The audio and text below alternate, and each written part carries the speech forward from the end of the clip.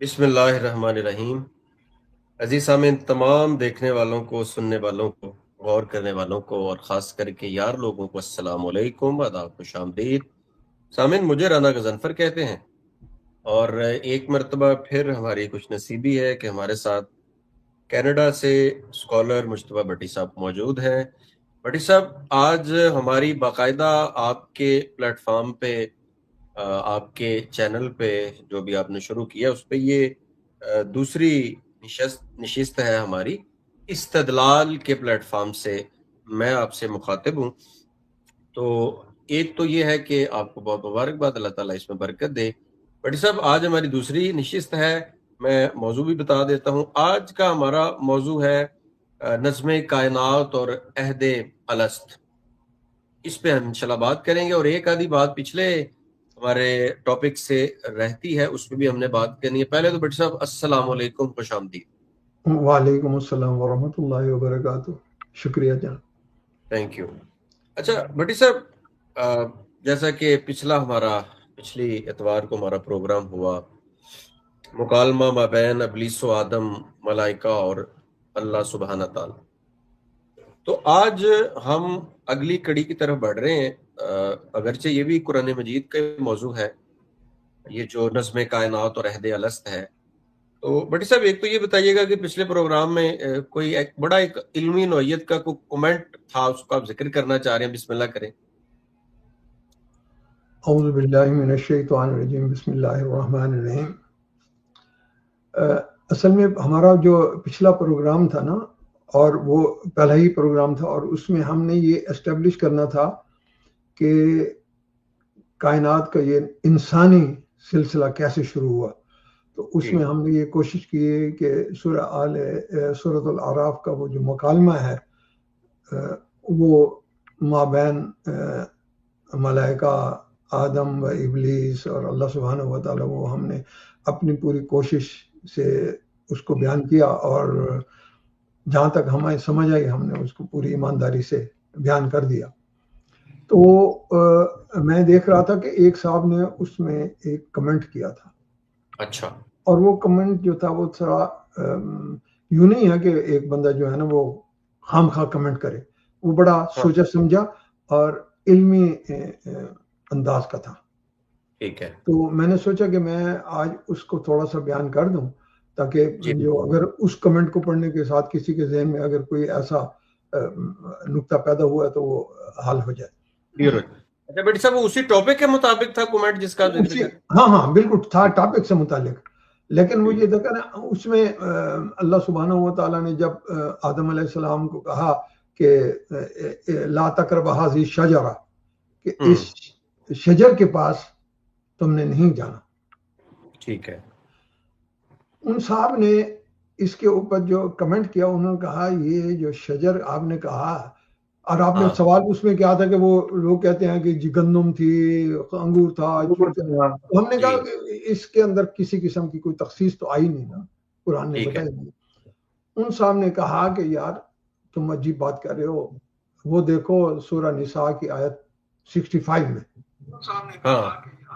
تو وہ شجر اس کے تخصیص آئی ہوئی ہے۔ ٹھیک ہے۔ میں نے اب ان کو لکھ دیا، میں نے کہا بھائی آپ کا اپنا انداز ہے، لیکن تھوڑا سا فرق اسم اور فعل کا بھی ملحوظ رکھو۔ جہاں پہ ہذہ الشجرہ کہا ہے نا اللہ سبحانہ و تعالیٰ نے کہ اس شجر کے پاس نہیں جانا، یہ تو اسم ہے، اس درخت کے پاس، یا تلکم الشجرہ، کہ ہم نے کہا اس درخت کے پاس نہ جانا تم دونوں۔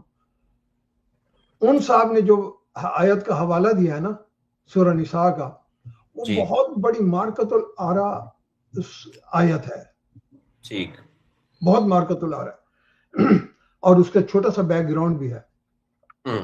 وہ رسول صلی اللہ علیہ وسلم کے پاس ایک انصاری صحابی تھا دوسرا، ان کو لے کر آئے کہ ان کے ساتھ ہمارا جو ہے نا تھوڑا سا ایک مسئلہ چلتا ہے۔ مسئلہ یہ ہے کہ جو پانی آتا ہے تو وہ میں اپنے باغات کو پہلے لگاتا ہوں، اچھا، پھر پانی جو ہے نا ان کے پاس چلا جاتا ہے۔ تو وہ یہ شخص کیا رہتا ہے جو دوسرا انصاری صحابی تھا، اس نے کہا تھا یہ میرے ساتھ زیادتی کرتے ہیں اور پانی روک لیتے ہیں، اور مجھے میرے کھیت کے لیے پانی نہیں آتا. تو رسول صلی اللہ علیہ وسلم نے ان سے کہا کہ تم اپنا پانی پہلے لگاؤ، اس کے بعد پھر ان کو پانی چھوڑ دیا کرو. ٹھیک ہے. ٹھیک. جی. اس انصاری نے رسول صلی اللہ علیہ وسلم پر اعتراض جاٹ دیا. اچھا. کہ یہ تو آپ کے پھپھی زاد ہیں. ہاں. ٹھیک ہے نا، آپ نے ان کی فیور کر دی ہے، طرفداری کی ہے. ٹھیک ہے. طرفداری کی ہے. رسول صلی اللہ علیہ وسلم کو اس میں جلال بھی آیا. رسول صلی اللہ علیہ وسلم نے کہا اچھا تو پھر اب تم پانی اپنے کھیتوں میں اس وقت تک لگاؤ جب تک کہ وہ پانی تمہارے کھیتوں کے منڈیروں تک نہیں آ جاتا. اس کے بعد اس کو جانے دو. اس کے بعد اس کو جانے دو. یہ ہے اس آیت کا پس منظر. کیونکہ انہوں نے کہا کہ یہ جو آیت آئی ہے نا یہ بخدا اسی مخاصمے کے سلسلے میں اتری ہے. اور آیت کیا ہے؟ اعوذ باللہ من الشیطان الرجیم بسم اللہ الرحمن الرحیم، سورہ نساء 65. فلا وربک لا یحکم حتی فی شجر بینہم حتی فی ما شجر بینہم ثم لا یجدوا فی انفسهم حرجا مما قضیت ویسلموا تسلیما. ٹھیک ہے. اللہ سبحانہ و تعالیٰ نے آیت جب اتاری اور رسول صلی اللہ علیہ وسلم نے کہا مجھے تمہارے رب کی قسم، قسمن کہا، قسمن، لا یؤمنون حتی یحکموک فیما شجر بینہم، جی، کہ وہ شخص اس وقت تک مسلمان نہیں ہو سکتا جب تک کہ وہ اپنے مخاصمات میں، آپ کی شجر بینہم، اپنے مخاصمے میں آپ کو حکم نہ بنا لے. ٹھیک ہے. یعنی کہ آپ کو، آپ کی جو ہے نا فیصلے کو، اور پھر ثم لا یجدوا فی انفسہم، اور پھر اپنے اس فیصلے میں اپنے دل میں کسی قسم کی کوئی کجی نہ رکھے اور اس کو ویسے تسلیم کرے جیسے آپ نے اس کا فیصلہ کر دیا. یہ آیت اس مخاصمے کے بعد میں.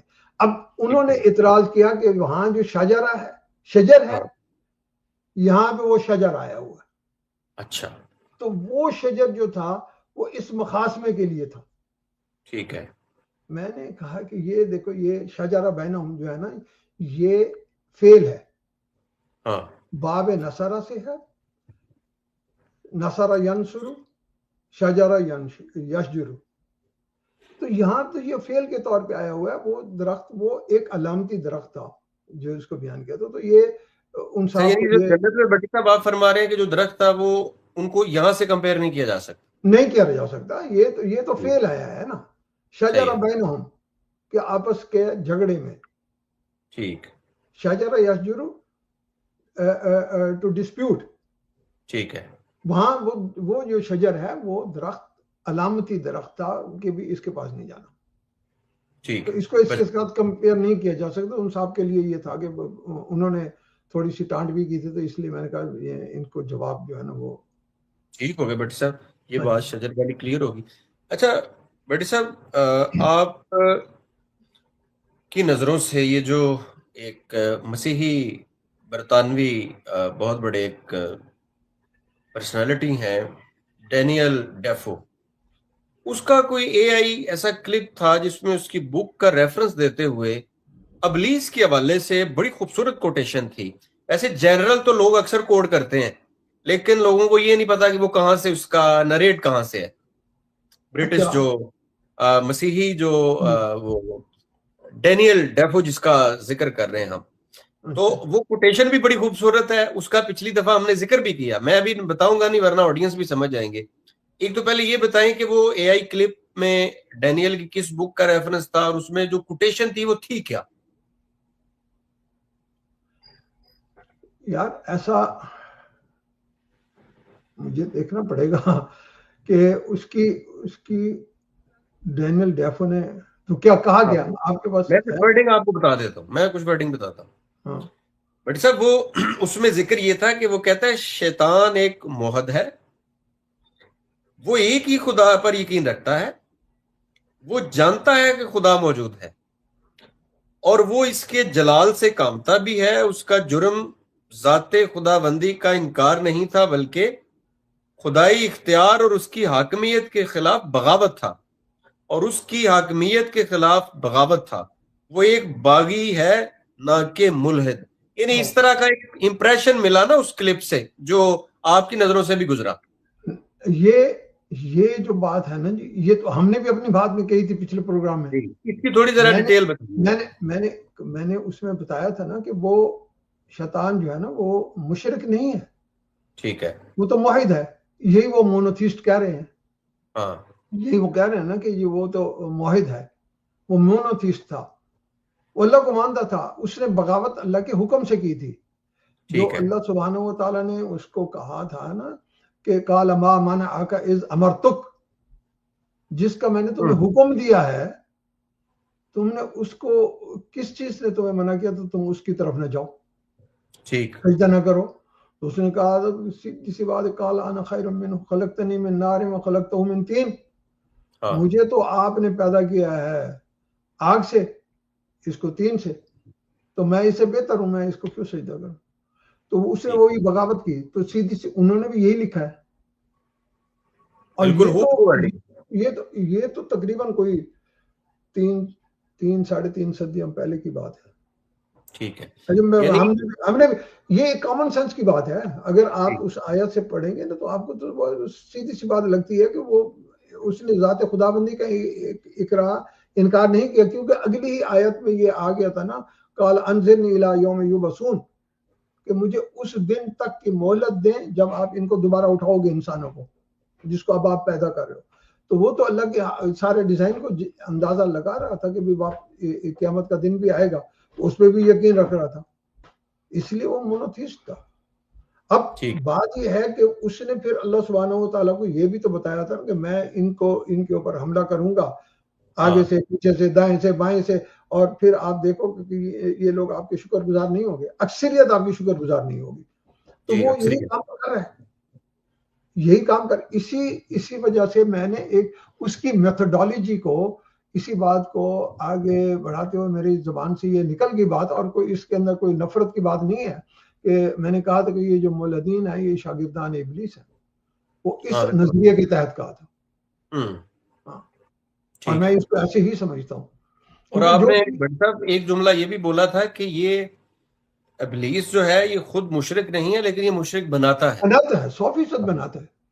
شرک جو پھیلا ہوا ہے وہ اسی کے سمجھانے سے آیا ہے، کیونکہ وہ خود تو اللہ کو مان رہا ہے. ٹھیک ہے. ہاں خوبصورت. ٹھیک ہو بٹی صاحب، آج کا ہمارا ٹاپک جو ہے وہ نظم کائنات اور عہد الست. ایک تو بٹی صاحب یہ بتائیں کہ ایک آدھے منٹ میں پھر ہم اصل قرآن مجید کے موضوع پہ آتے ہیں کہ یہ جو نظم کائنات اور عہد الست ہے، نظم کائنات کا عہد الست کے ساتھ تعلق کیا ہے؟ نظم کائنات کا عہد الست سے اس طرح سے تعلق نہیں ہے کہ جو نظم کائنات یہ ہے کہ اس ساری دنیا کو چلے گی کیسے. ٹھیک ہے نا. اور عہد الست جو ہے نا وہ یہ ہے کہ اللہ سبحانہ و تعالیٰ نے ہم سے حلف لیا ہوا ہے. ٹھیک. اس کو میں اگلے اس میں جا کے آپ سے وہ کروں گا بیان کہ بھی کس طرح سے وہ عہد الست کی کیا امپورٹنس ہے. ٹھیک ہے. لیکن جو نظم کائنات ہے نا وہ چونکہ انسان کو اللہ سبحانہ و تعالیٰ نے یہاں بھیجا تو اس دنیا کو چلانا ہے نا. چلانا تو ہے بالکل. اس چلانے کے لیے جو اللہ سبحانہ و تعالیٰ نے چیزیں بنائی ہیں یا سٹرکچر کی ہیں اس کو ہم تھوڑا سا وہ ڈیفائن کریں گے، اور اس کی جو ڈیفینیشن ہیں یا اس کا جو نظم ہے اس کو شاہ ولی اللہ نے اپنی کتاب حجت اللہ البالغہ میں بڑی وضاحت سے بیان کیا ہے. ٹھیک ہے. اور اب میں آپ کو وہ بتاؤں گا، میرے پاس نوٹس بھی ہیں اس کے تیار کرے کیوں. اب آپ وہ دیکھتے چلیں گے کہ یہ دنیا کیسے ورک کر رہی ہے، اور جو آج ہم بنا کے بیٹھے ہیں سائنس وہ کہاں سے چلی ہے. بچا ٹھیک ہے. اچھا بھائی صاحب ہم شروع کرتے ہیں، تو مجھے یہ بتائیں کہ ہم نے نظم کائنات سے پہلے آغاز کرنا ہے قرآن مجید. پہلے نظم قرآن کائنات. مجید کی بڑی صاحب کون سی سورہ ہے اور کیسے شروع کر رہے ہیں ہم؟ بسم اللہ کریں. نہیں نظم کائنات میں جو ہے نا پہلے سسٹم ہے اللہ جو شاہ ولی اللہ نے بیان کیا ہے نا. شاہ ولی اللہ نے یہ کہا ہے کہ یہ دیکھیں پہلے ہم نے پچھلی اس میں بیان کیا تھا کہ اللہ سبحانہ و تعالیٰ نے آدم کو تخلیق کر دیا. جی ٹھیک ہے نا. بالکل ٹھیک. تو شاہ ولی اللہ نے کہا ہے کہ اللہ کا جو نظام ہے نا وہ پہلے ہے ابدا، کہ بغیر مادے کے کسی چیز کو پیدا کرنا. ابدا ٹھیک ہے. تو اللہ سبحانہ و تعالیٰ نے خود کہا کہ بدیع السماوات والارض، کہ ہم اس کے بنانے والے ہیں نا. یہ بڑی صاحب بغیر مادے کے بدا والا ہے نا وہی جو نہیں، الف بے دال الف عین، بدی بے دال یہ عین بدی. تو بدی اس میں فاعل ہے نا، ابدا تو بدی اس میں فاعل ہے. تو اللہ کا نام ہے بدی ہے. بدیع السماوات والارض یہاں سے ابدا آگے. تو دوسرا یہ ہے کہ اللہ سبحانہ و تعالیٰ نے کیا کہ ہم نے اس کو پیدا بھی کیا آدم کو، تو یہ خلق ہو گئی. اور خلق میں پھر مادہ استعمال ہوتا ہے. خلق میں مادہ استعمال ہوتا ہے. ہاں بالکل. اب مادے سے اللہ سبحانہ و تعالیٰ نے یہ شکل بنائی ہے آدم کی. ٹھیک ہے. ٹھیک ہے. اب وہ اس کے کیا پروسیس ہے آدم کا، وہ تخلیق آدم کے مراحل ہیں. وہ میں اس کو اگلے اس میں کروں گا جب میں ایولیوشن پہ چلوں گا کہ تخلیق آدم کے مراحل کیا تھے. لیکن یہ بات ہے کہ اللہ کے نظام کے اندر یہ تین چیزیں ہیں. نمبر 1 ابدا، نمبر 2 اللہ سبحانہ و تعالیٰ کا جو ہے نا خلق. ٹھیک ہے نا. اس کے بعد یہ ہے کہ اس کائنات کو چلانے کے لیے تدابیر، نظم، ضابطے کیا ہیں. ٹھیک ہے. اس میں شاہ ولی اللہ نے بیان کیا کہ اللہ سبحانہ و تعالیٰ نے اس کو چلانے کے لیے 4 اصول رکھے ہیں. ٹھیک ہے.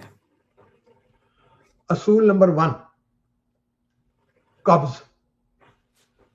اچھا ٹھیک ہے نا جی. قبض کا یہ نہیں کہ آپ حکمی قبض لے رہے ہیں. قبض سے مراد یہ ہے کسی چیز کو سکیڑنا، کانٹریکشن اور گریویٹی. کانٹریکشن اور گریویٹی یہ اصول کیا ہے؟ جیسے میں نے کہا قبض کے یہ لغوی معنی عربک میں ہے کہ کسی چیز کو سمیٹنا، کانٹریکٹ کرنا. ٹھیک ہے. یہ ایک اصول بنا دیا. ٹھیک ہے نا جی. وہ یہ ہے کہ یہ جو ایٹم کے ذرات ہیں یہ ایک ہی جگہ پہ اکٹھے ہو. ٹھیک ہے. ایک ہی مرکز پہ. اب سائنس نکلی نا یہاں سے. قبض اس کو سائنسی زبان میں گریویٹی کہا جاتا ہے. ٹھیک. تو گریویٹی اللہ سبحانہ و تعالیٰ نے بنائی ہے. اگر یہ گریویٹی نہ ہو تو آپ کا یہ نظام جو ہے نا یہ ایٹم یہ اکٹھے نہیں چل سکتے. یعنی یہ جو اپنی طرف کھچاؤ کا عمل ہے. یس یہ وہ قبض ہے. ٹھیک ہے نا. یہ کبھی بھی اکٹھے نہیں رہ سکتے. اب اللہ سبحانہ و تعالیٰ نے یہ اس کی اپنی بتائی ہے. ان اللہ یمسک السماوات والارض ان تزولا. ٹھیک ہے جی. یہ قرآن کی شہادت آ رہی ہے. سائنس نے گریویٹی، اب اللہ سبحانہ و تعالیٰ نے وہی گریویٹی بنا دی نا، سائنس نے اس کو فائنڈ کر لیا. اب یہ سورہ فاطر کی آیت نمبر 41 چیک کر لیں گے.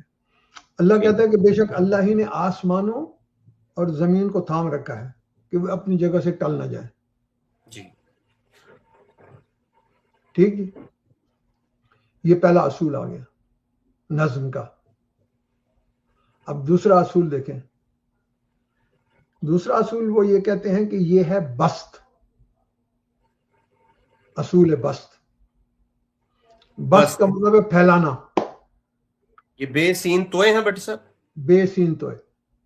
ٹھیک ٹھیک جی. اب وہ یہ کہتے ہیں اس کا مطلب یہ قبض کا الٹ ہے. ٹھیک ہے نا. اس کا مطلب یہ ہے کہ کائنات کے اندر ایک ایسا توازن پیدا کرنا کہ یہ قائم رہے. سارا کچھ نہ پھیل جائے نہ سارا کچھ اکٹھا ہو گیا تو کائنات نہیں چلے گی. سارا کچھ پھیل جائے کائنات نہیں چلے گی. اب ان دونوں متضاد چیزوں کے اندر اللہ سبحانہ و تعالیٰ نے ایک بیلنس رکھا ہے. ٹھیک ہے. ٹھیک ہے. اب اس بیلنس کو بھی سائنس نے کیسے کیا؟ سائنس اس کو کہتی ہے کہ یہ ایکسپینشن آف یونیورس مانتی ہے نا بگ بینگ کے بعد ٹھیک کہ کائنات پھیلی ہے بگ بینگ, اور پھر وہ یہ کہہ رہے مسلسل پھیل بھی رہی ہے. یہ تو بڑے سے لوگ ہبل کا نام لیتے رہتے ہیں جی, اس نے 19 میرا خیال ہے 29 میں ایکسپینشن کی, میرا خیال ہاں 29 میں. اور یہ جو بگ بینگ کی تھیوری ہے وہ تو جارج لیمیٹرے نے دی تھی نا, جو خود ایک مسیحی پادری تھا. تو بٹ صاحب ہمارے لوگ حجت البالغہ سے نا واقف ہے, پڑھتے نہیں ہیں لوگ. نہیں پڑھیں گے تو سمجھ آ جائے گی. نہیں جن نہ پڑھ رہا تو اگر ہماری بات سنیں گے ان کو یہاں سے سمجھ آ جائے گی. انہوں نے بھی یہ ٹرم تو قرآن مجید سے لی ہیں. ہاں تو یہ میں آپ کو قرآن کی آیت, ہاں جی. شاہ ولی اللہ نے یہی قرآن سے سارا کچھ تو وہ بتا رہا ہوں نا. اچھا اب یہ جو پہلی میں نے آپ کو قبض بتائی تھی نا, جی پہلی گریوٹی ہوگی, وہ دوسری قبض یعنی ایکسپینشن. اچھا اس کے اندر وہ جو ہے نا وہ سینٹریپیٹل فورس ہے. ٹھیک ہے. سائنس اس کو سینٹریپیٹل فورس کہتی ہے. ہاں تو وہ دائرے کے اندر چکر لگاتی ہے, وہ وہاں سے اس سے اپنے نیوکلس سے نکل نہیں سکتی. ٹھیک. اب میں آپ کو بتا رہا ہوں یہ سائنس اس وقت سے ہے. آگے بتاؤں گا کہ کیسے یہ ایکسپلور ہو رہی ہے. ٹھیک ہے. اب سائنس نے جب یہ ایکسپلور کیا تو سائنس نے کہا یہ ایکسپینشن آف ورلڈ جیسے بگ بینگ ہوا, اور تو یہ جو پھیلاؤ کی ہے نا یہ سینٹریفیوگل فورس ہے. ٹھیک ہے. سینٹریفیوگل فورس جو ہے نا وہ ریئل فورس نہیں ہے, وہ محسوساتی فورس ہے. محسوساتی. ٹھیک. ہاں اچھا جی. اس کا نتیجہ یہ ہے, اس کو کہتے ہیں یہ ریڈیشن ہے, یہ اس کا بست نتیجہ ہے. ٹھیک. قرآن اس کو کیسے کہتے ہیں؟ قرآن کی آیت ہے سورہ زاریات 47. زاریات آیت نمبر 47. ٹھیک ہے. وَالسَّمَاءَ بَنَيْنَاهَا بِأَيْدٍ وَإِنَّا لَمُوسِعُونَ, اور ہم ہی اس کائنات کو وسعت اور بسط دینے والے ہیں. ٹھیک ہے. ٹھیک ہے. اب میں ادھر فاعل حقیقی دکھا رہا ہوں, بتا رہا ہوں جو کہہ رہا ہے اللہ سبحانہ و تعالیٰ کہہ رہے ہیں کہ ہم دینے والے ہیں. وسعت پھیلاؤ ہم دینے والے ہیں. ہاں اسی لیے اللہ کا نام یا باسط ہے نا. جی. یہ اس یا باسط کی یہ شان ہے, یہ اس کا اظہار ہے. اور بھائی اس فاعل حقیقی کے مقابلے میں کوئی فاعل حقیقی دکھاؤ جو کہہ رہا ہو کہ پھیل رہی ہے. وہ تو یہ کہہ رہے ہیں کہ ہم نے اس کو محسوس کیا یہ پھیل رہی ہے. ٹھیک. ہبل نے یہی کیا نا. جی بالکل. اور پھر اس نے جو 1308 ارب سال کی کیلکولیشن کی ہے تو وہ اس کی موومنٹ سے کی ہے نا, کہ کس طرح سے یہ موو کر رہے ہیں, ڈسٹینس کس طرح سے وہ ان کا وہ بڑھ رہا ہے. اسی ڈسٹینس کو میئر کر کے اس نے کہا کہ یہ اتنے 800 سالوں سے پھیل رہی ہے تو اس جگہ تک یہ پہنچی ہے. وہ سنگولیرٹی جو کہہ رہے ہیں کہ ایک نقطے سے پھیلی ہے تو اتنے سال میں یہ پھیل کے وہ بنی ہے. وہ سالوں کا حساب وہاں سے اس کی اس ایکسپینشن سے لگا رہے ہیں. یہ اللہ کا نظام ہے بست. ٹھیک ہے. ایک سینٹریپیٹل فورس بن گئی, ایک سینٹریفیوگل فورس بن گئی, یہ سائنس بتا رہی ہے. ٹھیک ہے. اس کے بعد ایک تیسری ہے.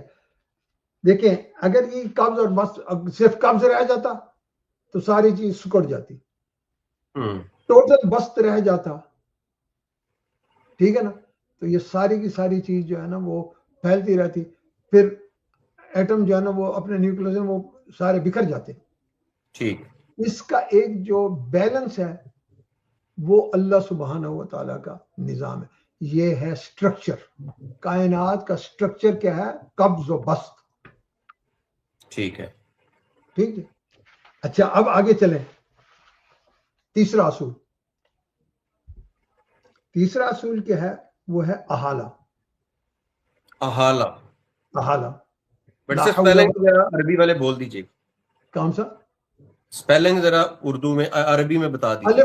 الف ہے الف اور لام ہے احالہ. لا حول ولا قوت پڑھتے ہیں نا, جی جی جی بالکل, تو وہ حولا تبدیل ہاں کرنے والا. ٹھیک ٹھیک کسی ٹھیک. کے پاس تبدیلی کی طاقت نہیں ہے سوائے اللہ کے. اچھا تو احالہ وہاں سے آیا. ٹھیک ہے. صحیح. اس کا کیا مطلب ہے؟ اس کا مطلب ہے کہ کسی بھی صلاحیت کو اس کے الٹ کر دینا, ٹرانسفار. یعنی یہ جو مافوق الفطرت اور ٹرانسفارمیشن, ٹرانسفارمیشن جو ہے, ٹھیک ہے. اب اچھا, عناصر بٹی صاحب آپ نے فرمایا کہ احالہ کو ٹرانسفارمیشن کہیں گے. ٹرانسفارمیشن کہتے ہیں. ٹھیک یا آپ کا جو میٹابولزم ہے وہ بھی اسی میں آتا ہے. ٹھیک ہے. ٹھیک ہے. اس کا مطلب یہ ہے کہ چینج آف اسٹیٹ. ہاں یعنی یہ جو تغیرات ہیں, یہ جو تغیر کا عمل. ٹھیک. تغیر. اب اسی احالہ کو پھر میں آپ کو اس کی قرآنی مثالیں جو ہوئی ہیں ہمیں معلوم بھی ہیں اور ہوئی بھی ہیں ساری قرآن سے, وہ بھی آپ کو بتا دوں گا. اب اس کی سائنس اس کو کیا لیتی ہے؟ ہاں سائنس کہتی ہے یہ law of conservation of energy. اچھا, law of conservation of energy conservation of energy. اور کیمیکل ٹرانسفارمیشن. بٹی صاحب یہ تو بڑی دلچسپ معلومات ہے. پہلے گریوٹی, پھر ایکسپینشن, اور اس کے بعد ٹرانسفارمیشن. یہ جو ٹرمز ہے یہ تو قرآن مجید سے لی جا رہی ہیں. ہاں مطلب کہ میں نے آپ کو بتایا, آپ قرآن مجید اس کو یہ بتائے گا نا آگے, وہ اس کی میں آپ کو حوالہ قرآن کا دے دوں گا. ٹھیک جی. تو اس کا یہ ہے کہ کوئی بھی چیز جو ہے نا اس کو اپنی دوسری شکل میں تبدیل کر دینا. ٹھیک. ہائیڈروجن آکسیجن ہے, گیسیں ہیں نا, گیسیں ہیں نا. جی بالکل. ان کا ایک کیمیکل جو ریئیکشن ہے یا ان کے اندر جو وہ ہوتے ہیں ٹرانسفارمیشن ہوتی ہے تو وہ پانی بن جاتا ہے. ٹھیک ہے. تو آکسیجن ہائیڈروجن بدل گئے نا, احالہ ہو گیا. ٹھیک ہے. گیس سے مائع بن گیا نا. ہاں یعنی جب یہ بٹ صاحب ہوتے ہیں, آپ کہہ رہے ہیں جب بادلوں کی شکل میں اور پھر بارش میں آتے ہیں, سارے ٹھیک, ٹرانسفارمیشن ہو رہی ہے. ٹرانسفارمیشن ایک ہوتی, صحیح. اسٹیٹ سے دوسری اسٹیٹ میں چلے جانا, گیس سے مائع میں چلے گئے نا. ہاں اللہ سبحانہ و تعالیٰ نے قرآن میں یہ کہا سورہ روم میں, یخرج الحی من المیت و یخرج المیت من الحی. ٹھیک ہے. زندہ میں سے مردہ اور مردے میں سے زندہ. یہ اللہ سبحانہ و تعالیٰ نے اپنا احالہ بھی بتا دیا کیسے کر دیتے ہیں. ابھی میں آگے آپ پہ چل گیا, آپ کو اور مثالیں دوں گا. اب آگے سمجھ کہ تین چیزیں یہ سائنس پیدا ہو رہی ہے. یہ سائنس نے بعد میں معلوم کیا نا, یہ law of conservation of energy ہے, یہ فلان ہے. اللہ سبحانہ و تعالیٰ نے یہ باتیں ہمیں پہلے سے بتائی. یہ جو بٹی صاحب آخرت کا یہ دوسری زندگی کا کانسیپٹ ہے, بیسیکلی وہ بھی ٹرانسفارمیشن ہی. آف کورس یخرج الحی من المیت, یہی تو بتا رہے ہیں. اور وہ پچھلی دفعہ ہم نے کہا تھا کہ وہ کہہ رہا تھا کہ انظرنی الی یوم یبعثون, جب ان کو دوبارہ اٹھاؤ گے. تو حالانکہ تو وہ بھی تسلیم کر رہا تھا نا وہ شیطان. ٹھیک جی, ٹھیک ہو گیا, یہ ہو گیا. اب اس کا اصول چہارم ہے, چوتھا اصول. چوتھا اصول جو ہے نا وہ ہے الہام. الہام ٹھیک ہے. انسٹنکٹ یا انٹ گائیڈنس. انٹ گائیڈنس جو اندر موجود ہوتی ہے, گائیڈنس. ٹھیک ہے نا. یہ وہ کہتے ہیں اس کا مطلب یہ ہے کہ ہر ذرے کے اندر اللہ سبحانہ و تعالیٰ نے اس کی جبلت میں یہ بات رکھ دی کہ اس نے کرنا کیا. ہر کے اندر ایک یعنی فنکشن, ہر شے جو بھی پیدا کیا اس نے, ہر شے جو بھی پیدا کی ہے اس کے اندر ایک انٹ گائیڈنس ہے, گائیڈنس ہے. ٹھیک, کہ اس نے کرنا کیا ہے. دیکھیں نا ایٹم اپنے نیوکلس کے گرد چکر لگا رہا ہے، اس کو کس نے ٹھیک بتایا کہ نیوکلس کے گرد تم چکر لگائی جاؤ؟ ہوں ٹھیک ہے نا. سائنس اس کو کیا کہتی ہے؟ سائنس کہتی ہے these are the laws of physics. یہ جتنے اب نظام چل رہا ہے نا، میں نے قبض بست احالات سارے آپ کو بتائے نا، جی تو وہ ان ساروں کو لاز آف فزکس کہتی ہے یا فینومین آف جینیٹک نیچر، ہے. Phenomenon of nature. وہ فینامنا لاز آف فزکس. ٹھیک جی. یعنی یہ تو بڑی سے بڑا آسان جواب ہے جی. یہ سب کچھ کیسے ہے، کب سے ہے جی؟ فینومین آف نیچر ہے. نہیں میں آپ کو بتا رہا ہوں، میں فائل حقیقی دکھا رہا ہوں جو جی کہہ رہا ہے خود. آگے اسی آیت میں آگے اس کو آیت کا حوالہ دیتا ہوں آپ کو. اس کو ٹھیک، جینیٹک کوڈنگ بھی کہتے ہیں. جینیٹک کوڈنگ، ٹھیک ہے. ٹھیک جی. اب یہ دیکھیں اللہ سبحانہ و تعالیٰ نے کیا کہا. ہوں موسیٰ، یہ سورۃ طٰہٰ کی آیت ہے، اس کا بھی چھوٹا سا پس منظر ہے. موسیٰ علیہ السلام جب گئے تھے فرعون کے پاس تو فرعون نے کہا کہ تمہارا رب کون ہے؟ ہوں ٹھیک ہے نا. موسیٰ علیہ السلام نے اس کو جواب دیا، قال ربنا الذي اعطى كل شيء خلقه ثم هدى. صحیح ہے. میرا رب وہ ہے جو ہر چیز کو اس نے ایک مناسب شکل دی ہے، ہاں ثم ہدا، پھر اس کی جبلت میں، اس کی فطرت میں ہدایت بھی رکھ دی ہے.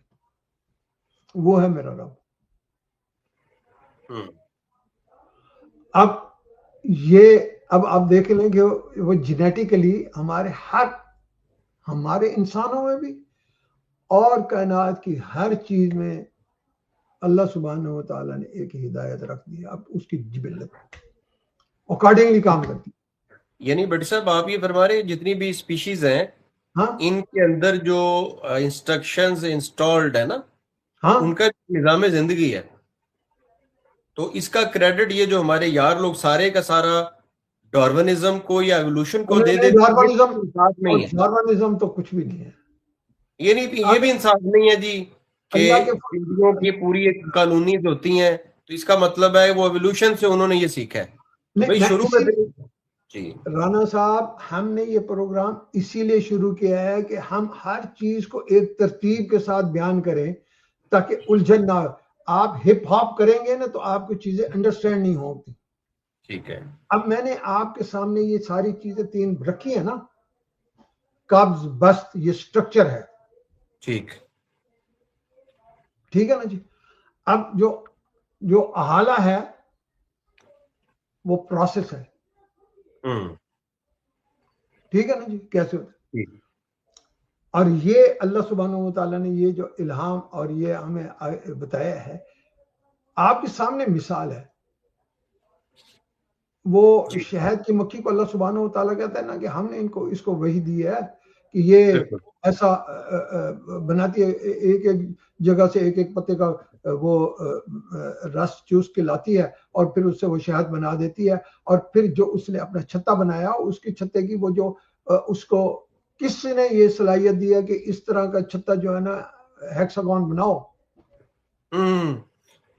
اچھا بڑی صاحب ایک کومنٹ چھوٹا سا میرا لے لیں کہ یہ جو ہمارے کچھ اپنے بھی حلقوں میں ہمارے قبیل کے جو لوگ ہیں ان کا یہ کہنا کہ قرآن میں سائنس نہیں ہے، مجھے یہ بھی بات کوئی اتنی مناسب نہیں لگتی. میں کہہ رہا ہوں کہ اللہ سبحانہ و تعالیٰ نے پہلے دن سے جو نظام رکھا ہے وہ سائنس کو بنیاد کرتا ہے. سائنس ایکسپلور کرتی ہے. بالکل سائنس نے ایکسپلور کیا. میں سائنس کو سلام کرتا ہوں. میں سائنس کو سلام کرتا ہوں کہ اس نے اللہ سبحانہ و تعالیٰ کی چیزوں کو عیاں کر رہی ہے، ایکسپلور کر رہی ہے. اللہ سبحانہ و تعالیٰ نے کہا نا تھا قال انی عالم ما لا تعلمون، مجھے جو پتا تمہیں کیا پتا، تم تو صرف اس میں بیٹھے ہوئے حابیل قابیل کو مار ڈالے گا. You understand? وہ یہ سمجھے تھے کہ یہ خون کرے گا، فساد کرے گا زمین پہ. اللہ نے کہا انی عالم ما لا تعلمون، جو مجھے پتا ہے وہ نہیں. تو یہ انسان اتنا باشعور ہوگا، یہ شر بھی پیدا کرے گا تو شر میں سے بھی خیر برآمد کرے گا. اللہ سبحانہ و تعالیٰ کے سامنے نظام میں یہ تھا کہ انسان جو ہے نا یہ جب جائے گا تو یہ ساری چیزیں ایکسپلور کرے گا، اور میرا جو یہ سٹرکچر ہے اس کو بھی یہ ایکسپلور کرے گا. تبھی تو یہ لا آف سینٹریفیوٹل فورس کو پہلے دن سے تو پتہ نہیں تھا کسی کو. سائنس کب آپ کی ایجاد ہو کے باقاعدہ نظم میں آئی ہے؟ ٹھیک ہے نا. تو یہ ساری چیز سائنس ایکسپلور کر رہی ہے. ہم سائنس کو سلام کرتے ہیں کہ وہ اللہ کی چیزوں کو ایکسپلور کر کے اور عیاں کرتی جا رہی ہے. ہمیں سائنس سے کوئی ٹکراؤ نہیں ہے. دوسرا بٹی صاحب آپ نے بڑی خوبصورت بات کی ہے، ٹکراؤ تو ہے ہی نہیں. لیکن میں ساتھ بٹی صاحب بات کرتا ہوں، آپ کی بات سے بات نکل رہی ہے اور گفتگو ہوتی بھی وہی مفید ہے جس سے باتیں نکلیں، کہ سائنس کو الگ کرنے کا مقصد کیا ہے کہ جب کائنات کا نالج جو ہے نا وہ علم وہ ہے سائنس، تو پھر سوال یہ ہے کہ نیچر اور کائنات کس کی ہے؟ بھائی وہ بھی خدا کی ہے، تو پھر سائنس بھی تو خدا کا علم ہے نا، اس میں کیا پرابلم ہے؟ ہاں دیکھیں بات سمجھے، وہ اصل بات کیا ہے ملحدین کا یا شاگردان ابلیس کا، کہ وہ شکوک پیدا کرتے ہیں. بالکل ہم دکھا رہے ہیں فاعل حقیقی. دیکھیں نا، میں نے آپ کو قرآن کی چاروں آیات جو پڑھی ہیں اس چاروں میں فاعل حقیقی نظر آ رہا ہے جو کہہ رہا ہے کہ میں یہ کرنے والا ہوں. یہ نہیں کہتے کہ بھئی سائنس کا دکھائیں نا، کسی بھی سائنس نے یہ کہا کہ میں نے یہ پیدا کی ہے. سینٹریفیوگل فورس میں نے بنائی ہے، سینٹریفیوٹل فورس میں نے بنائی ہے، گریوٹی میں نے بنائی ہے. سائنس یہ نہیں کہتی. سائنس دریافت کنندہ ہے، سائنس دریافت کنندہ ہے، موجد نہیں ہے چیزوں کی. موجد اللہ سبحانہ و تعالی ہے، یہ ایکسپلورر ہے. سائنس ایکسپلورر ہے اور ایکسپلور کرتی ہے. جب ہم یہ کہتے ہیں کہ سائنس نے یہ چیز ایکسپلور کی ہے تو ہمارے خدا نے یہ چیزیں آلریڈی بیان کی ہو، تو خدا نہ کہا وہ کہتے ہیں آج آپ کو پتہ لگا، اور بھئی ہمیں پہلے سے پتہ تھا. بالکل تم آج دریافت کر کے ہمیں بتا رہے ہو، تو ہم اس کے اوپر آپ کی بات کے اوپر ہم کہہ رہے ہیں کہ ہمیں معلوم پہلے سے تھا. لیکن ہمارے علم کی بھی تو وہی حد تھی نا. ہر زمانے میں اسلام کی یا ہر دور کی اپنی انفارمیشنز ہیں، وہ اسی دور کے اندر اسی میں ہی قائم رہ کے بات کرتے ہیں، آگے نہیں چلتے. اسی دور میں جو سوالات جو باتیں ہوتی ہیں وہ چلتی ہیں، اسی طرح سے پھیل گئی. ٹھیک. اچھا ایک بات، اسی الہام کی ایک جرمن ڈاکٹر ہے. اچھا. ان کا نام ہے ورنر گیٹ، ڈاکٹر ہے، کرسچین ہے. ٹھیک ہے نا جی. اور انہوں نے ایک الہام کے اوپر یہ بھی حوالہ جو ہے نا، جنہوں نے یہ شرع کی حجت اللہ البالغہ کی، میں بھی ان سے بڑا سیکھتا رہا ہوں. ہمارے وہ پاکستان سے ہی تھے مولانا وسیم اظہر ندوی صاحب.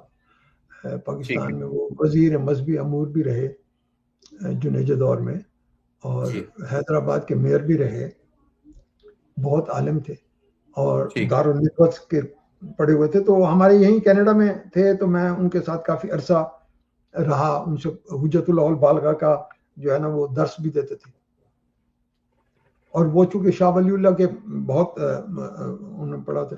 انہوں نے ایک اپنی کتاب لکھی، اس میں انہوں نے ایک حوالہ دیا اسی جرمن ڈاکٹر کا. جرمن ڈاکٹر کہتے ہیں دیکھو یہ الہام کی بات بتا رہا ہوں.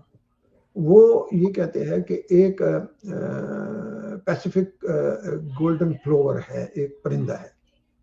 اچھا. وہ الاسکا سے مائگریٹ کرتا ہے ونٹر میں، وہاں رہ نہیں سکتا. وہ آتا ہے ہوائین جزائر میں. ٹھیک ہے. اس کا وہاں سے الاسکا سے جو فاصلہ ہے ہوائین جزائر میں وہ تقریباً 2500 میل ہے، 4000 کلومیٹر ہے. ٹھیک ہے. اور وہ جو پرندہ ہے وہ تیرنا نہیں جانتا. ٹھیک ہے. وہ آبی پرندہ بھی نہیں ہے. جی. اس نے ایٹ اے اسٹریچ اڑنا ہے. اب وہ جب اڑان شروع کرتا ہے تو اس کے جسم میں وہ یہ کہتے ہیں کہ 70 گرام چربی ہوتی ہے انرجی کے طور پہ ٹھیک ٹو فلائی. لیکن وہاں تک پہنچنے کے لیے اس کو جو انرجی درکار ہے وہ 70 سے زائد ہے. اچھا یہ جو انرجی ہے نا وہ اس کو صرف 2000 میل تک کا سفر کرا سکتی ہے یا 3000 کلومیٹر تک. لیکن وہ ایٹ اے اسٹریچ اڑتا ہے. How come? انرجی اتنی عام. آپ کے پاس ڈیزل، آپ کو پتا ہے کہ میں گاڑی چلا رہا ہوں تو میری یہ 400 کلومیٹر تک ہوگی، اس کے بعد یہ اگر ختم ہو گیا تو پھر میں کہاں سے لوں گی، جبکہ میرے پاس راستے میں اور کوئی نہیں ہے. تو آپ سبب کے طور پہ اپنے ساتھ ایڈیشنل رکھو گے نا، جبکہ راستے میں آپ کو کہیں نہیں ملنا. اب اس کے پاس وہ اتر نہیں سکتا، کچھ نہیں کر سکتا. یعنی اس کی ہائٹ بہت زیادہ ہوتی ہے نا بیٹے صاحب؟ ہائٹ بھی ہوتی ہے، وہ نیچے پانی ہے نا. جی. اور اس نے انہوں پیسفک کے اوپر ہے، اٹلانٹک میں، اس نے جزائر ہوائین میں آنا ہے. یعنی یہ جب مائگریشن کرتے ہیں، جب مائگریشن کرتا ہے، اس نے اس کے اوپر جو تحقیق کر کے وہ بتائی. یہ بٹ صاحب گوز ہیڈڈ بار کی بات تو نہیں ہو رہی کہیں؟ اس طرح سے کافی سارے اور پرندوں کے انہوں نے یہ حوالہ دیا. وہ ایک پرندہ ہوتا ہے نا بطخ نما ہوتا ہے، گوز ہیڈڈ بار، اور نہیں جو اس کے بطخ بارے ہے میں وہ تو پانی میں نہیں، جو بطخ ہوتے ہیں وہ پانی میں تیرتی ہے نا، یہ تو پانی میں تیرنے والا نہیں ہے. ٹھیک ہے. اچھا اب اس نے جو اس کے اوپر تحقیق کر کے بتایا، اس نے کہا وہ 70 گرام چربی جو ہے نا اس کو وہ سیو کیسے کرے گا. ٹھیک ہے. اور اس نے سیو کرنی ہی صرف اپنی جو اس کی فلائٹ ہے اسی کے اندر اس نے کرنا ہے. ٹھیک ہے. تو وہ کہتے ہیں کہ ان کو ایسی ہی ایک ایسی انڈرسٹینڈنگ ہے فطرتی جی. کہ وہ وی فارم میں اڑے. وی فارم میں نا وہ، اور گول میں ہوتے ہیں نا بٹی صاحب، اکیلے تو نہیں ہوتے میرے خیال. اکیلے بھی نہیں، اکیلا بھی نہیں. وی اکیلا اڑے گا تو پھر تو سروائیو ہی نہیں کر سکتا نا. وہ وائبریشن سے ان کو انرجی ملتی ہے. بالکل وہ اس وی فارم میں چلتے ہیں. ٹھیک ہے نا. اور آپ نے بہت سارے، آپ نے اپنے پاکستان میں بھی دیکھے ہوں گے، ہم دیکھا کرتے تھے جب ہم شکار کے عادی تھے جاتے تھے تو اس وقت مرغابی بھی ہمارے وہاں آتی تھی. تو وہ جب بھی آتی تھی وہ اسی سے ان کی اڑان جتنے تو وی فارم میں ہوتی ہے. ٹھیک ہے. To save the energy. وہ کہتے ہیں اب سوال بٹی صاحب یہ ہے کہ یہ انسٹرکشن ان کو دی کس نے؟ دس از واٹ اس نے یہ کہا ہے. اس نے کہا یہ بتاؤ اس کو یہ سارا طریقہ سورس کیا ہے، اس کا سورس کیا ہے، اس کو کس نے یہ سکھایا ہے سارا. وہی وہ کہتے ہیں کہ اللہ سبحانہ و تعالی انسٹنکٹ پیدا کرتے ہیں، ہدایت دیتے ہیں، جو آیت میں آیا ہے ثم ہدا، پھر ہم نے اس کو ہدایت جاری کر دی کیسے کرو. تو وہ یہ ساری چیزیں جو میں اس لیے بتا رہا ہوں کہ یہ ساری، اب سائنس نے یہ ساری چیزیں ایکسپلور کی ہے نا، انہوں نے تو اس کے اوپر یہ سارا تجربہ کیا، تو اس کے بعد انہوں نے یہ سارا کچھ لکھا ہے نا جی. تو یہ چار چیزیں جب قبض و بست اور یہ سارا بتا دیا، اب یہ جو الہام ہے اس کو کہتے ہیں پرپس. ٹھیک ہے. تو سٹرکچر. پھر بڑی صاحب ایک چیز یہ بھی ہے، میں ایک دوست کا سوال آیا، آپ کو ایک منٹ روک رہا ہوں. ویسے یہ سوال بڑا نارمل سا اکثر ہوتا ہے. وہ کہتے ہیں کہ حالانکہ انہوں نے ابن سینا کو، ابن الحیثم کو، الکندی کو، جابر بن حیان تو خیر 14ویں میرا خیال ہے 11ویں یا 12ویں صدی میں تھے، ابن خلدون کو 14 سینچری میں. اگر آپ ان ساروں کو پڑھیں جن کا آنکھ پہ اور آپ کا ہارٹ پہ اور سرجیکل انسٹرومنٹ پہ جو کام ہے. اور بٹ صاحب آپ کو مزے کی بات بتاؤں، جو دوست نے سوال میں آپ کے سامنے رکھتا ہوں، بڑا مزے کا سوال کیا انہوں نے. وہ ایک دوست پوچھ رہے ہیں بٹی صاحب سے، میں چلے پہلے وہ کمنٹ کر دیتا ہوں کہ ابن سینا جو تھا نا بٹی صاحب، ابن سینا آپ نے ہمارے بہت مشہور اسکالر، 11ویں صدی میں جب محمود غزنوی آئے ہیں نا یہاں پہ ہندوستان میں، تو وہ اس کے ساتھ تھا، انہوں نے اس کو ساتھ رکھا ہوتا اپنے دربار میں.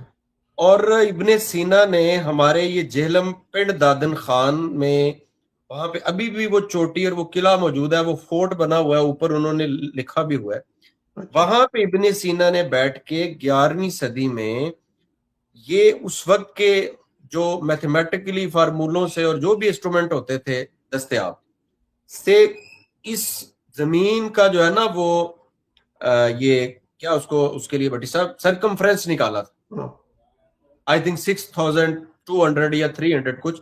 اور ابھی ہماری موجودہ صدی میں ابھی 60-70 سال بھی نہیں ہوئے, ابھی ناسا نے بتایا کہ زمین کا جو سرکمفرنس ہے وہ اتنا ہی ہوتا ہے.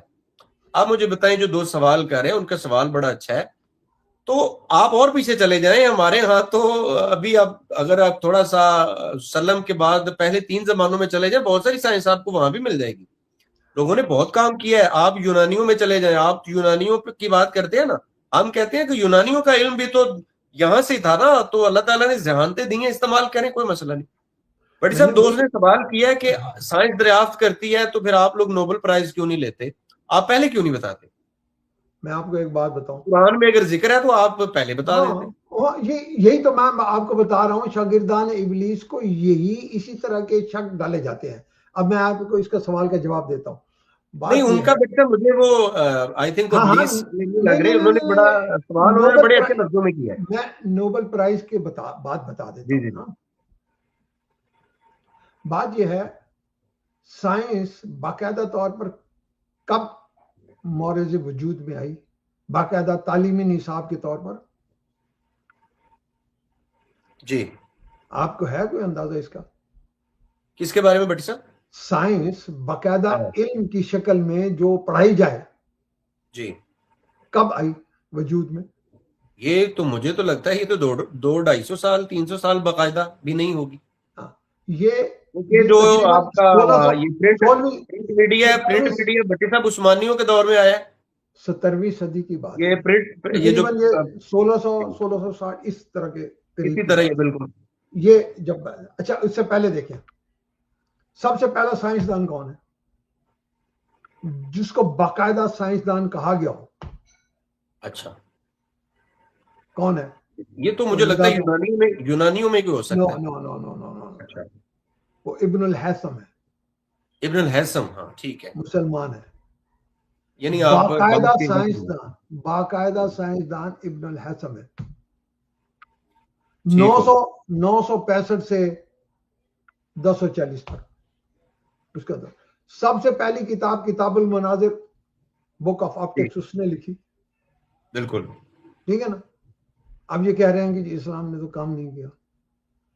اصل بات جو دیکھنے کی ہے وہ یہ ہے کہ جو مغرب ہے نا وہ چھا گیا ہے. اس نے ہر چیز کو یونان سنٹرک بنا دیا کہ یونانی ایسے کہتے تھے, فلاسفر ایسے کہتے تھے, فلانے ایسے کہتے تھے. وہ بھی فلسفے کی باتیں کر رہے تھے. سائنسدان اس وقت بھی موجود تھے لیکن وہ صرف بات چیت کی حد تک تھے. جی انڈیا میں بھی تھے, یونان میں بھی تھے, سب جگہ پہ تھے, لیکن ان کی بات ہوتی تھی فلسفیکل. ابن الحیثم نے کیا کیا ہے؟ ابن الحیثم نے کیا ہے, کسی بھی بات کو جب تک مشاہدے میں سے نہ گزارا جائے, ٹھیک ہے, ایکسپیریمنٹلزم جنہ, اس نے ایکسپیریمنٹلزم کو جو ہے نا وہ آگے بڑھایا. اس نے جب یہ ایکسپیریمنٹ کر کے بتایا آگے, تو وہاں سے باقاعدہ سائنس کا جو ہے نا وہ شروع ہوا.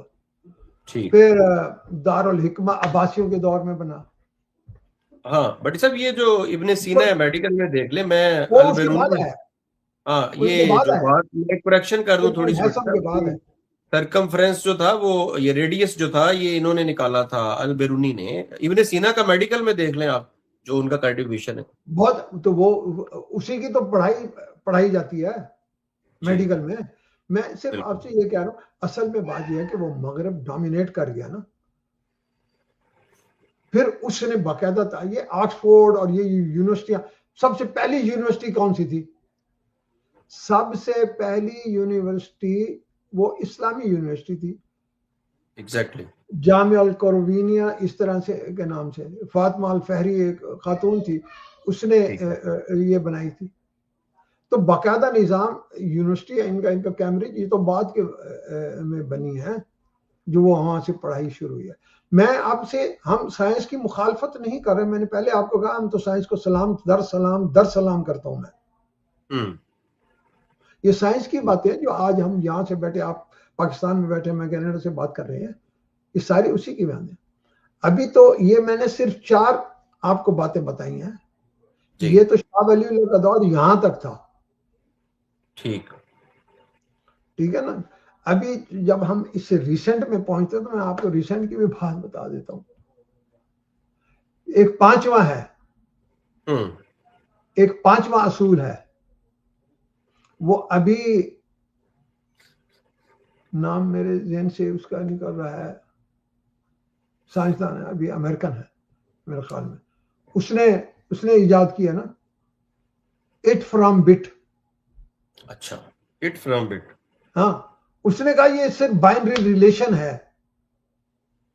یہ جتنی باتیں ہم نے یہ کی ہیں نا, اس کا اصول پہلے سے ہے.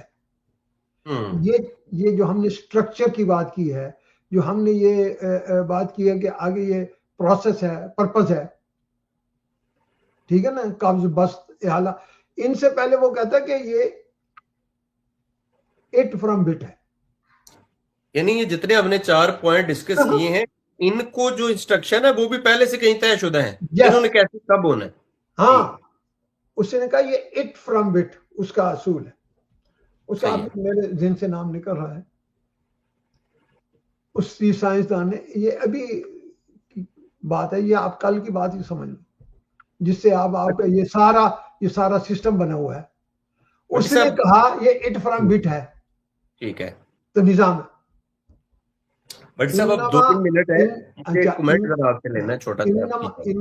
انما امرہ اذا اراد شیئا ان یقول له کن فیکون. ہم کہتے ہیں تو ہو جاتی ہے چیز. وہ جو کن ہے نا, اللہ سبحانہ وتعالی نے. بٹ صاحب آپ بڑی مزے کی مجھے ایک بات بتائیں, یہ جو جتنے بھی ہم نام لے رہے ہیں, ہم نے ابو الریحان البرونی کا نام لیا جنہوں نے زمین کا سرکمفرنس اور یہ ریڈیس نکالا تھا 11ویں صدی میں. ابن الحیثم ہے, ابھی مجھے لگتا ہے بٹ صاحب اس پہ بھی ایک نہ پروگرام کرنا پڑے گا. یہ جو لوگ کہتے ہیں نا آپ لوگ ابھی دریافت کر رہے ہیں, ایسا نہیں ہے. ابھی آپ امام جعفر کے زمانے میں نہیں گئے, ٹھیک ہے, ابھی آپ امام ابو حنیفہ کے زمانے میں نہیں گئے. آپ وہاں پہ جا کے پڑھیے, آپ کو پتہ چل جائے گا کہ سائنس کیا ہوتی ہے. نہیں, میں اسی لیے رانا صاحب, میں نے اسی لیے یہ پروگرام پہلے ہی دن سے اس کو شروع کیا ہے کہ ہم اس کو ایسا ایسا بڑھاتے چلیں گے ایک ترتیب میں, تو چیزیں سمجھ آتی ہیں. اب یہاں پہ 5 اصول وضع ہو گئے ہیں نا, ابھی یہ 5 اصول ہیں. آگے چل کے جب ہم ایولیوشن میں آئیں گے 6 اصول بھی شامل ہو جائے گا. یہ وہ 4 اصول جو بیان کیے ہیں, آپ دیکھیں شاہ ولی اللہ آج سے وہ 17ویں صدی کے ہیں, ٹھیک ہے, اس وقت تک جتنی باتیں تھیں انہوں نے لکھ دی ہیں. ہم سائنس کو سلام کیوں پیش کر رہے ہیں کہ سائنس ایکسپلور کرتی آ رہی ہے. اب سائنس نے اٹ فرام بٹ کر دیا ہے نا, تو وہ جو اٹ فرام بٹ ہے وہ بھی کن فیکون ہے. ٹھیک ہے, وہ انفارمیشن ہر ایک ذیل میں پہلے ہے. وہ کہتا ہے پہلے انفارمیشن ہے, اس کے بعد تخلیق ہے. اچھا بٹ صاحب, مجھے ایک بات, اب آپ چونکہ بات بڑی مزے کی کر دیتے ہیں اور پھر میرا ذہن بھی کلک کر جاتا ہے. نہیں, آپ کریں. جتنے بھی ہمارے دوست یہ کمنٹ کرتے ہیں نا, چونکہ میرا تو کام یہ خیر اوپینین دینا نہیں ہوتا نا, میں تو سوال رکھتا ہوں, لیکن دوست پھر بعض دفعہ بات کرنے پہ مجبور کر دیتے ہیں. اور ہم ایسا نہیں, ہم نے بھی بہت کچھ پڑھ رکھا ہے, وہ سب کچھ بتانے کا مقصد یہ نہیں ہوتا, ہم اگلے بندے کی بات سننے آتے ہیں. دوست کچھ کہہ رہے ہوتے ہیں نا جی, یہ لوگ پتہ نہیں دائیں بائیں سے چیزیں لے کے آ جاتے. بٹ صاحب مجھے آپ نے ذرا ٹو دا پوائنٹ بات بتانی ہے. موجودہ جتنے سائنسدان ہیں, 100 سال پیچھے چلے جائیں جتنے سائنسدان تھے, آپ آئنسٹائن سے ہوتے ہوتے آپ پیچھے نیوٹن تک چلے جائیں, ٹھیک ہے, آپ اس سے بھی پیچھے چلے جائیں, مجھے آپ بتائیں یہ جتنے لوگ ہیں بیسک سائنس میں یہ کن سائنسدانوں کی کتابیں پڑھتے رہے ہیں اور پڑھتے ہیں, بتائیے مجھے. میں نے تو آپ کو پہلے سے بات بتا دی ہے نا. جی, دیکھیں, مسلمان سائنسدانوں کی پڑھتے ہیں. کتاب مناظر کس کی لکھی ہوئی تھی پہلی؟ ایگزیکٹلی. نہیں تو وہ ارسطو کی باتیں کرتے ہیں, ان کی کوئی لکھی ہوئی چیز ہے؟ میڈیکل ساری آپ نے اپنی سیرت لی ہے, القانون فی الطب جو ہے. ہم اس بات سے نہیں کرتے کہ صرف مسلمانوں کی تخصیص کر دی جائے. ہم یہ ہاں کہتے ہیں کہ علم کے سورس کو دیکھا جائے کہ کہاں سے آ تو رہا ہے. ان کو دیکھا جائے بالکل. ہم استاد جب ہم پہ اعتراض کیا جائے گا پھر ہم اپنا نام لیں گے. جی جب مسلمانوں پر اعتراض کیا جائے گا تب ہم مسلمانوں کا نام لیں گے. جب قرآن پہ اعتراض کیا جائے گا تب میں نے اب اپنا مقدمہ جو ہے نا وہ پیش کر دیا ہے ملحدین کے لیے بھی اور سب کے لیے کہ ہم فاعل حقیقی دکھا رہے ہیں. میں نے آپ کو قرآن کی آیت پڑھ کے بتایا نا قال ربنا الذی آتا کل شیء ثم ہدا خلقہ ثم ہدا. ایگزیکٹلی. میرے رب نے کیے. اللہ خود کہہ رہا ہے کہ میں نکالتا ہوں میں پیدا کرتا ہوں. اللہ خود کہہ رہا ہے کہ میں اس کو بناتا ہوں میں اس کی وسعت کرنے والا ہوں. وہ ادھر تو فاعل حقیقی بات کر رہا ہے. ادھر سے اب کوئی ملحد اٹھا کے سائنس کی بنیاد پہ کوئی بات کر دے تو وہ فائل تو نہیں ہے نا, وہ تو حوالہ ہے, وہ تو ریفرنس ہے. بٹ صاحب ہمارے آپ دیکھیں وہ مسئلہ بتاؤ جی آپ فائل حقیقی کے مقابلے میں کوئی فائل دکھاؤ, سائنس کو یہ کہتا ہوا دکھاؤ کہ میں سائنس ہوں, میں نے یہ بنائی ہے, یہ قبض و بسط, یہ ایکسپینشن, یہ سینٹریفیوگل فورس, یہ سینٹریپیٹل فورس, یہ گریوٹی, یہ میں نے بنائی ہے. وہ تو وہ کہتی ہے میں نے دریافت کی ہے.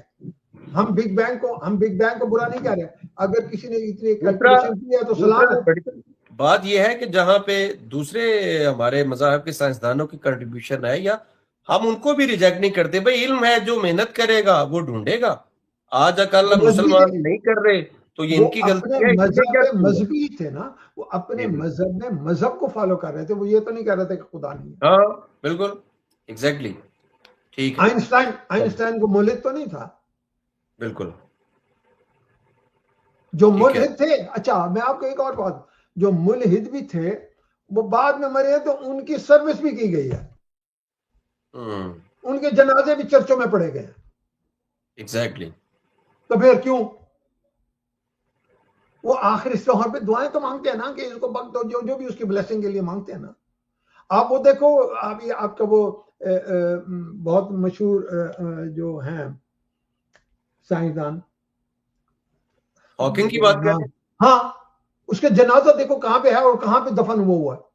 بالکل کیوں پڑھایا پھر. ایگزیکٹلی. اور یہ یقین جانو کہ آج کا جو بھی ملحد ہے وہ یہاں پہ جتنی باتیں کرے گا اس کی آخرت جنازے پہ ہوگی. اس کے جنازے بھی پڑھوائیں گے, اس کے جنازہ بھی پڑھوائیں گے, اس کی قربانیاں بھی کریں گے. اور میرے ساتھ یہ تجربہ ہو چکا ہے. میرے ساتھ ایک تجربہ, ایک بالکل ملحد ہے, اس کی فیملی نے یہاں پہ اس کے جنازے بھی پڑھوایا, مجھے بلایا, آئیں جی آئیں ختم پڑھائیں, یہ کریں وہ کریں. ایگزیکٹلی. بٹ سب آخری منٹ ہے, آپ جس موڑ پہ لے آئے نا, ٹائم چکے, میرا دوسری بھی ایک نشست ہے, دل تو نہیں کر رہا لیکن اب ہم نے بات یہاں سے شروع کرنی ہے جہاں سے ہماری بات ٹوٹی ہے. ہم عہد الست اور ہم ساتھ جی, اور یہ جو سائنسدانوں کا کنٹریبیوشن ہے اس میں کتنے اہل مذاہب تھے, ان کا کیا کنٹریبیوشن تھا, اس پہ ہم انشاءاللہ ایک نشست کریں گے. ہاں ضرور کریں. لیکن میں ہم اپنے سیکوینس میں عہد الست اور چیز یہ ہے کہ پھر ہم آدم علیہ السلام کا جو یہ سارا وہ پیدائش ہے نا, وہ سارے مراحل کریں گے, بتائیں گے کہ اس مراحل میں سائنس نے کیا کیا انوالومنٹ ہوئی ہے. یقین جانے آدم کی پیدائش میں ساری سائنس آج جو بتا رہی ہے نا سائنس, وہ انوالو ہے. بٹ صاحب ایک دوست لکھ رہے ہیں جی آپ غلط بتا رہے ہیں, میں ان کو دوبارہ کہہ رہا ہوں میرے پیارے بھائی, آپ جا کے ابھی گوگل کیجئے یا کسی بک پہ چلے جائیے, کو آرٹیکل اٹھا لو, 11ویں صدی میں البیرونی نے کیا پنڈ دادن خان کی چوٹیوں پہ بیٹھ کے میتھمیٹیکلی زمین کا ریڈیس نہیں نکالا تھا, جا کے ابھی سرچ کیجئے. کیا یہ یونانیوں سے وہ روحوں کے ذریعے سے ٹرانسفر کر رہے تھے, یہ سقراط سے اور افلاطون سے؟ ذرا پوچھئے نا جا کے یہ ریڈیس کس نے نکالا ہوا ہے, پھر ہمیں بتائیے گا. ہم غلط بتا رہے, بہرحال غلط کسی کو کہنے کی ضرورت نہیں ہے. بٹ صاحب انشاءاللہ تعالی آگے ملاقات ہوتی ہے اس دعا کے ساتھ کہ انشاءاللہ تعالی یہ تعصب, نفرت, شدت, جھکاؤ, یہ انسانی وبائیں ہیں, ان کو ختم کرنے میں اپنا کردار ادا کیجئے. بٹ صاحب انشاءاللہ تعالی ملاقات کرتے ہیں ان قریب اسی کی تیسری ہماری نشست کے ساتھ. بٹ صاحب دعا میں یاد رکھیے گا, وہ میں اکثر کہتا ہوں یہ جملہ کہ آ جاؤ گے حالات کی زد میں جو کسی دن, آ جاؤ گے حالات کی زد میں جو کسی دن, ہو جائے گا معلوم خدا ہے کہ نہیں. بٹی صاحب بہت شکریہ. Thank you. Thank you. ایمان فی امان اللہ. ایمان.